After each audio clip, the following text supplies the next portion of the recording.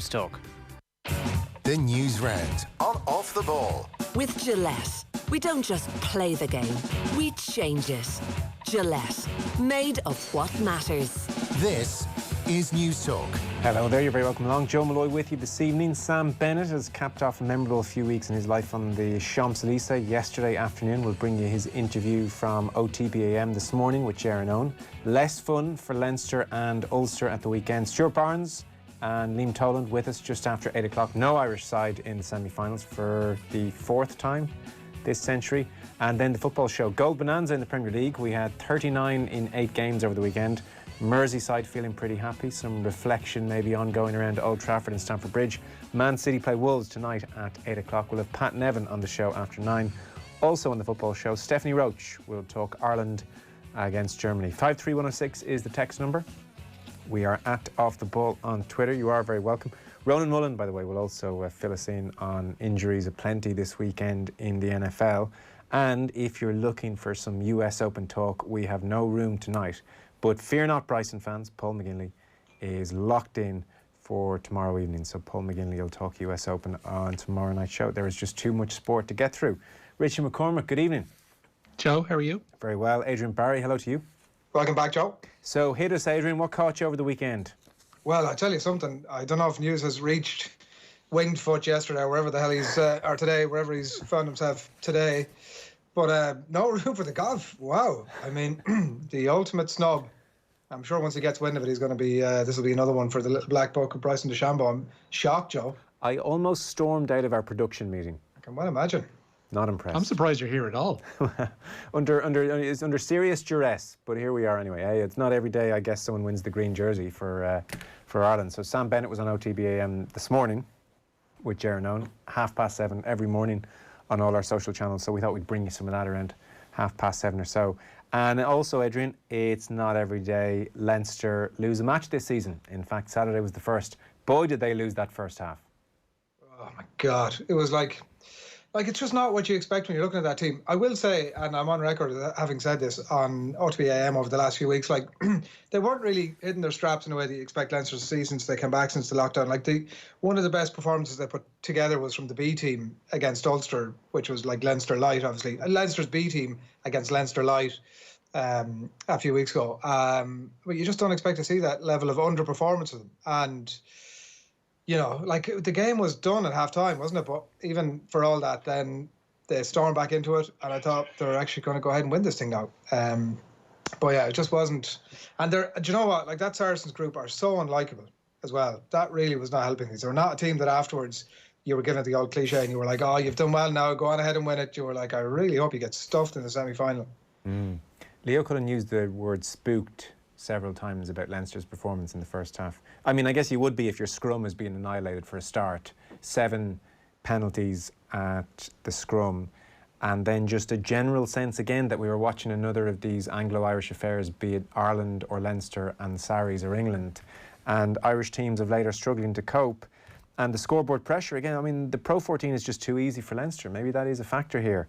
An exchange of early penalties and then Saracens build that pressure. 9 minutes they go 6-3 up, 13 minutes they're 9-3 up, 25 minutes they're 12-3 up. Suddenly after half an hour they're 15-3 up and Leinster are in a bit of bother, and then the good try happens and boom, as you said, it's game over at half time.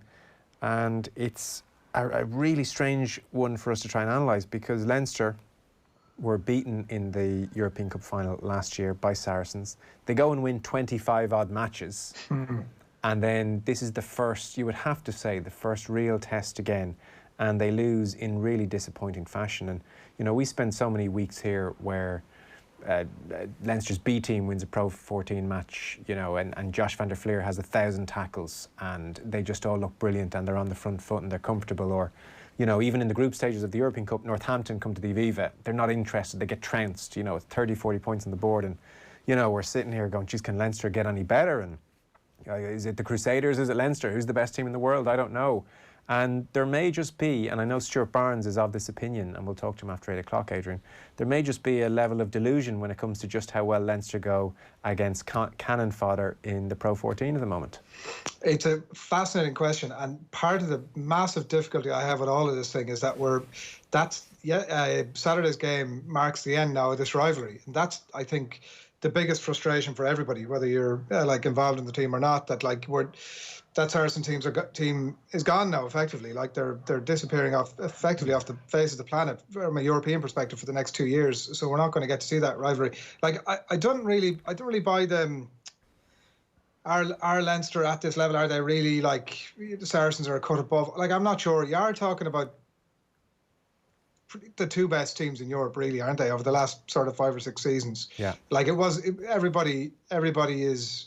Look, who knows what happens from here, but everybody was very much accepting. Everybody I spoke to, that was the final, really. But the biggest frustration of the whole thing is that that's the elite from the Gallagher Premiership and the elite of the Pro 14, and the elite of the Pro 14 couldn't live with them. And they're going to, like, that has to be a fact now for, like, whatever discussion comes up over the next 2 years until Saracens get their house back in order, or, you know, another team emerges from England that are just as powerful. Could another team emerge from England that are just as powerful? But that argument sits in your back pocket all the time about, well, look at, that's the most recent evidence, and that can't be expunged at any point over the next few years, and that's hugely frustrating. Yeah, and Leo Cullen said afterwards, it's certainly an anticlimax. What a weird season. 23 wins, 1 defeat. So they've got a new season in 13 days' time. So there we go. Saracens win that trilogy, win that rivalry, 2-1. Rich, what caught you over the weekend? Sam Bennett yesterday. Like when they rounded, like he talked this morning, and we'll get to the clip about the chills that he had coming down the Champs-Elysees for the first time in that first lap. It was when that peloton first, they rode through the grounds of the Louvre, and then like one of the main riders, I can't remember, it wasn't Sagan, but it might have been one of the climbers, just put his arms out and said, like, this is amazing, like, to actually get this far and to actually get the Tour on the road in a country like France that had been hit like it had been had during the crisis was amazing. And for him to have ridden like he did in the past 3 weeks, to have taken stage victories over somebody who has won the green jersey on 7 occasions, I think 7 out of the last 8 years, and become the first Irishman since '89 to win a jersey of any hue. Like, it's, I don't think people probably in this country even grasp the scale of what Bennett has achieved over the course of the last while. He spoke this morning about how one of the main tasks that he has is trying to finish within the time limit pretty much every day, because obviously enough, he can't just canter over these mountains and take it easy for a day. He has to finish within a certain time of the leader every day, and his teammates at DeChambeau Quickstep made sure that happened. And he put himself in an amazing position from the first week pretty much to go and beat Peter Sagan, who's without doubt the best sprinter of his generation, in the biggest race of, you know, cycling at the moment. It's an incredible story. It's where you start your news round, which we should kick off and bring people up to date. It is thanks to Gillette. We don't just play the game, we change it. Gillette, made of what matters, and the president was leading the tributes. Rich? Yeah, President Michael D. Higgins led the congratulations for Sam Bennett yesterday, the Carrick-on-Shore rider, becoming the first rider since Sean Kelly in 1989 from Ireland to win the Tour de France green jersey. With victory already secured before the end of yesterday's final stage, Bennett put the icing on the cake with victory itself on the Champs-Elysees, and he told OTB AM it was a special day even before he crossed the finish line. Just wearing it coming onto the Champs-Elysees when we entered for the first lap, I got goosebumps, you know, to be a sprinter, wearing the green jersey coming into the final sprint in the Tour de France is something amazing. And then when I got the intermediate points, I think it was 3 laps to go, and I knew I had the green jersey. That was a special moment, but it was within the race, so nobody really got to see that side of it. And then I had to switch my focus again and go for the sprint. That's Sam Bennett. We'll bring you some more of that interview from OTB AM this morning around 7:30 or so. From Luke, imagine being in the Saracens team going into the game knowing they basically just needed to show up, flex their muscle, win the scrum, and job done there in the semi. That sort of simplicity must breed such confidence. Michael wonders, in a situation like this, does Adrian claim Westmeath is far enough away to ditch his Leinster blue-tinged glasses and jump on the good ship Connacht? Wonders Michael. Yeah, absolutely. I'm all in. Come on, go Connacht. You and Robbie Henshaw. There's an ongoing dispute between me and some of my mates at home, who some of whom are further into Leinster than I am, and most of them are Connacht fans, because the Buccaneers club, which is like, you could literally have thrown a good stone from my house into it, is part of the Connacht thing, and Robbie Henshaw is not that far away either. But listen, I'm from Westmeath. It's in Leinster. I support Leinster, and that's the way it'll be, Joe. It's the only. Does Mark McCall get the due he deserves over in this side of the water for what he's done with that Saracen side? Oh, that's an interesting question. I mean, pre-Saracens financial cheating story, probably not. Post the financial cheating story, I think that has affected the legacy, has it not? Oh, yeah, big time. Yeah, but you're right. I mean, before that, no. Like, he was never really one that was... But maybe it was just that he was so far entrenched with Saracens, but he was never spoken about when the big gigs were coming up over here.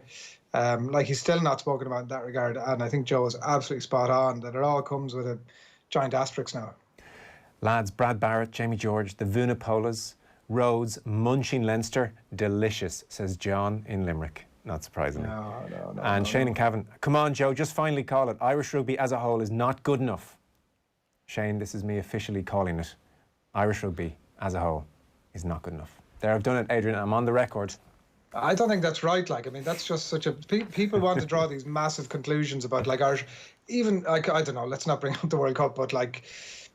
There's a lot of losers and there's only one winner, and it's fairly difficult to do. Like, look at that Leinster team. I sort of argue this at every point over the course of the season, but like, it's possible that Leinster team are the I say this like on the back of the weekend that they've been dumped out of the Heineken Cup, but yeah, I wouldn't say it. There's a strong possibility that they are going to be like one of the greatest team that Ireland has ever seen, right? That is a strong possibility. And if what was his name? Billy from Limerick. Shane and Cavan. Yeah. Well, like, if Ireland rugby is underachieving and that's the benchmark, bring it on. Yeah, it's probably not the best Monday to be making that claim, Adrian, but I think generally I kind of hear what you're saying. I mean, you couldn't say Irish rugby is on the crest of a wave post-World Cup either, though, could you? I mean, the two most recent barometers, you have Munster not making the knockout stages, Ulster, I think knockout stages, quarterfinals, about par for the course there. That's a reasonable season. But I mean, look at the gap. Like, they were just so easily trounced by Toulouse. They're a million miles off being able to challenge a French side in France. And then Leinster, second time in a row when it really matters, have been really comprehensively beaten by Saracens. And I think the Newcastle defeat was comprehensive as well, even though Leinster disagree with that, I know, when their players talk about it. And then the last time we saw Ireland was at Twickenham.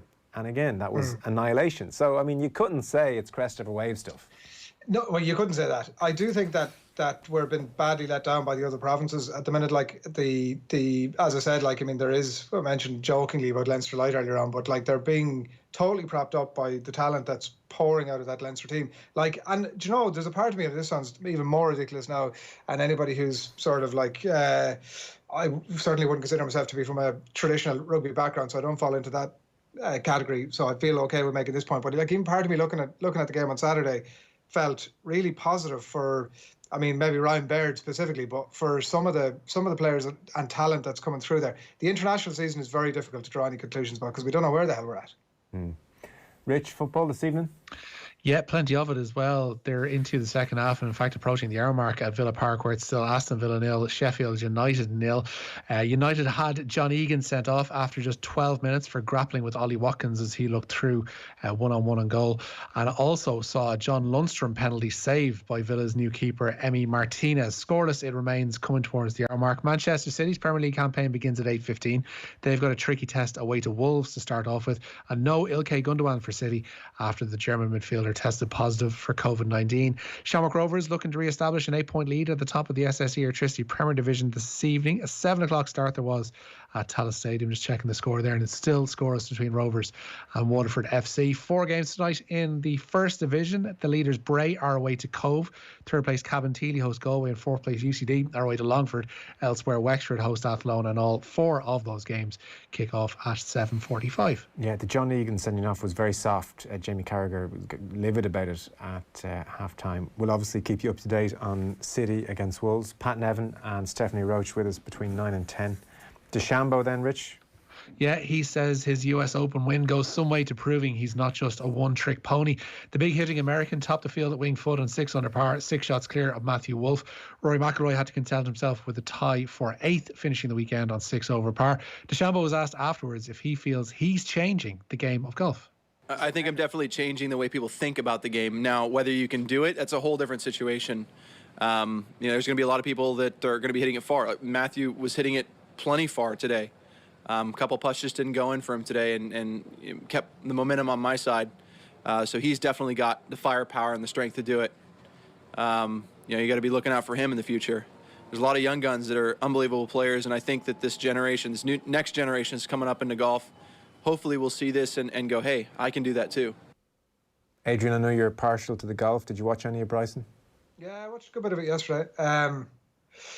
Like we've discussed it before, I am partial to the golf. I'd rather see a bit of drama, or I'd rather see somebody implode on that final day. And I was hoping, I've nothing against the chap. I don't particularly like the type of golf that he plays. And I was actually just thinking as that clip was playing, that probably just puts me in the old man category, doesn't it? That just, like, maybe this is what people love to see these days, like players just bombing up the courses. But I turned it on more hoping that he was going to implode at some point. And even like the Wolf thing, what did it last, half a round? Yeah. What did you make of it, Joe? Is it like you're a thoroughbred, a blue blood golfing aficionado? The last hour was very slow, and he was so clearly ahead. There was no drama, so I think people kind of in their droves switched off the last hour. But I mean, like, what he has done here is extraordinary. It really is. And Paul McGinley's called him a pioneer. And it's not just about the length. He emerges on the scene with the single length shafts. Again, that's very unusual. Putting, his style is totally his own. He was putting front on with a compass until that was banned. And we're told putting is feel and light touch. His is rigid and mechanical. And again, he's doing it his own way. And then the weight gain as well. The bulk, 340 yards average after tee. Like, he is, in fairness, so not a lot of people seem to like him, and he probably lacks a bit of self-awareness, but he is resolute, because golf, if nothing else, will guarantee bad days. And so on those days, it's very easy to seek advice, and it's easier still when you're not just taking the road less travelled, you are just doing something nobody has done. And worse again, everybody is telling you this won't work, and you're still sticking to your guns. So post-lockdown, he emerges with all this length, as well as, the single length shafts and his quirky, his swing and all the various aspects. And he emerges with all this length post-lockdown. And I don't want to say the absolute consensus in the game, but certainly a majority in the game said, well, you won't be able to control this length on a golf course. And pretty quickly he wins on the PGA Tour. And then the same cabal say, yeah, okay, you can win on the PGA Tour. This isn't going to work on a proper, major setup. And definitely not a US Open. And he goes and trounces the field. I mean, he was the only player under par. He won by 6 shots. And even, on his press conference, on Wednesday, he was asked, for his strategy. Because if you can imagine how the press conference works with player after player after player coming in, they had all said chimed off the same US Open cliche, which is, well, I got to find fairways. And so DeChambeau comes in, and the first question is, well, Bryson, I presume for this week you're not going to be silly enough to think you can just hit the ball a gazillion miles, because you'll be in this rough which is 10 inches deep. And honestly, he couldn't have summed up what was going to happen better. He said, well, no, I am, because I'm going to get so far down there that I'll be able to get a wedge on the ball and get that to the green. And actually, there'll be a bunch of guys who'll try and play smart and lay up and still won't hit the fairway, and they'll be in the rough with a 4 or 5 iron and they're screwed. So I'm better off getting it down there. I'll wedge it on. I'll rely on my short game, and that's what I'm going to do. And, a lot of people were like, this is foolish. This won't work. Even McIlroy afterwards was saying, if you had told me beforehand DeChambeau was going to hit 23 of 56 fairways, it's impossible to win. He's just proven so many kind of accepted wisdoms about the game completely wrong. And by all accounts, he wants to put on another 10 pounds before Augusta, and he's going to play with a 48-inch driver next week. The average is about 44, so he keeps planning on hitting this thing further and further and further. And again, look, you wrap all of that up in a bow, Adrian. It's unbelievably impressive. Is the dislike of him was obviously has been for it isn't just related to the brand Bryson stuff, is it? It obviously predates that. It's definitely his personality is a big part of it, he lacks a bit of self-awareness. I think he can be a bit passive aggressive with the rules officials. He's had one or two moments, like he was in a playoff with some guy who wouldn't be a big name, and that guy beat him, and it was the biggest moment of his career, and DeChambeau could barely shake his hand. He's such a bad loser, and so and there's an arrogance about him and all that stuff, and I think a lot of people don't like the aesthetics of his golf, for sure. So it's horrible. Some people would look at it and say, yeah, if this is golf, sign me out. Yeah, the book stuff, like traipsing around the green, look at it this way, look at it that way, look at the book, look back, take it up. Like, I don't know. I am your absolutely typical casual golf fan. I'm in for the majors, the Irish Open, Rory's competing. I watch a fair bit of it. Yeah. And I watched it last night, but it was like, I was second screening, and I wasn't going to be sitting there giving that my full attention. And if that's the way golf is going, Joe, you can have it. Yeah, no, I take that point. You're an artist, Adrian. You want freedom of expression. Let me put it. Last point in all this, we'll talk to. I'm really interested to see what Paul McGinley thinks tomorrow. But even if you take the most visually traditional, beautiful golfer like a Louis Westhuizen, he's 5'7" and barely looks like he's swinging. When he won his major at St Andrews by 10 shots or whatever, that was incredibly boring because he was so comfortable. Would it might whet your appetite if you had Bryson and Rory in the final group and there was a shot in it all the way and it was to-ing and fro-ing and so anytime a golf tournament is won so comfortably, it's never a brilliant watch. So let's see what he does at Augusta. I mean, that's going to be nuts what he does. It's more. I felt it was more to do. Has this changed the game? No. Whereas Westhuizen was like a runaway leader and everybody kind of felt it was a one-off thing. So yeah, it felt to me, Joe, I don't know if it was there was a lot of conversations about, well, if this is the way this is changing the game, this is going to change the game, and there was a lot of very ungenerous commentary towards him, I felt. Yeah. It was all a very begrudging tone, hadn't it? From everybody, really. No, it was, and I think that's very unfair. His short game was unbelievable. He putted better than anybody, he chipped better than anybody, his irons were better than anybody. From the hole out, he was better than everybody. And yes, there's the driving, but I mean, the guys, some of his escape shots were off the charts. He put it this way: he beat Rory by 10 shots, but Rory took 12 more putts. You know what I mean? Yeah. So he destroyed the field with his putter. So it's absolutely. I mean, to say he hit the ball further and that's why he won. I can understand if you didn't watch last night and you're reading about it, you think that's the case. But honestly, his deftness around the greens was phenomenal. He was better putter than Rory, he's better chipper than Rory. So it's definitely not just the bombing. Anyway, Rich, where are we going next? You made up for the lack of item tonight, Joe. Yeah. Aston Villa have just taken the lead, I should mention, at home to Sheffield United. It was a Conor Herahan corner that was flicked on by Tyrone Mings, met again by the head then of Ezri Konsa, who nodded into the Sheffield United net to give them a 1-0 lead. Shamrock Rovers hitting the side netting in the past few moments against Waterford through Graham Burke, and scoreless it remains in Tala. Ulster GAA have reiterated the association's message that no spectators should enter the field of play following games.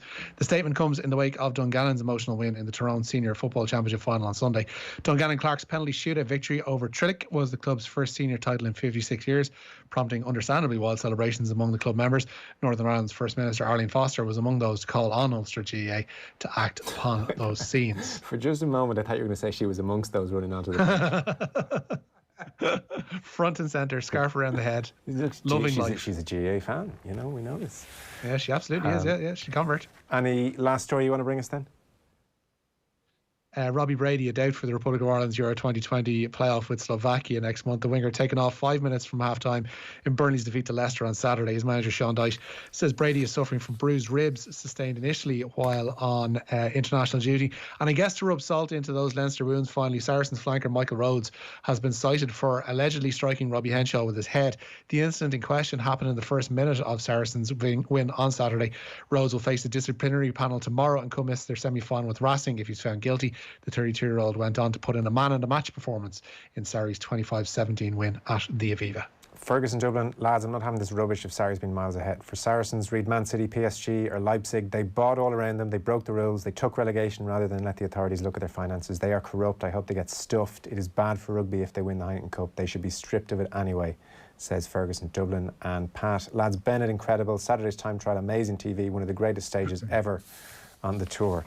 We're going to get to Sam Bennett in just one moment. He's coming your way after the break. Adrian Barry, thank you. Thanks, Joe. Richie McCormack, as ever. God bless.